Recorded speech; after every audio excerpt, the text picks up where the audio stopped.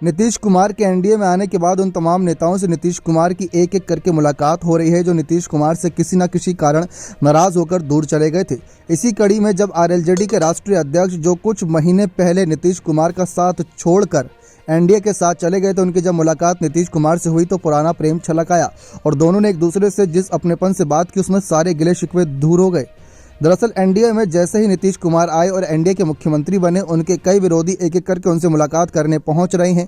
उपेंद्र कुशवाहा ने भी नीतीश कुमार की मुलाकात जब एक अणे मार्ग में हुई, जैसे ही दोनों का आमना सामना हुआ, मुलाकात हुई, नीतीश ने ना सिर्फ गर्मजोशी दिखाई बल्कि बड़े भाई की तरह उपेंद्र कुशवाहा से ये सवाल भी पूछ डाला, काहे चले गए थे हमको छोड़कर। इस पर उपेंद्र कुशवाहा ने बिल्कुल उसी भाव में जवाब दिया, आप ही ना बोले थे जिसको जाना है चले जाए, सो हम चले गए। इसके बाद दोनों नेताओं के बीच जितनी भी दूरियां थी मिटती चली गईं।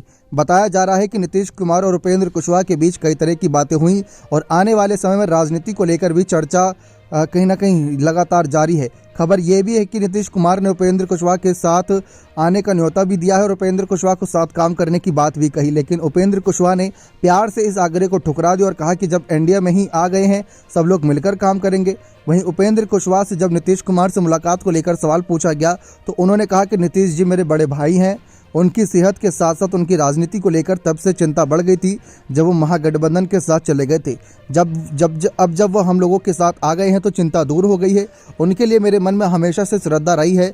लेकिन गौरतलब है कि उपेंद्र कुशवाहा ने नीतीश कुमार के महागठबंधन में जाने के बाद कई गंभीर आरोप लगाए थे, जिसकी वजह से उन्होंने नीतीश कुमार की पार्टी छोड़कर अपनी पार्टी को फिर से जिंदा कर एनडीए के साथ हो गए थे। लेकिन अब बिहार की राजनीति गरमाई भी है।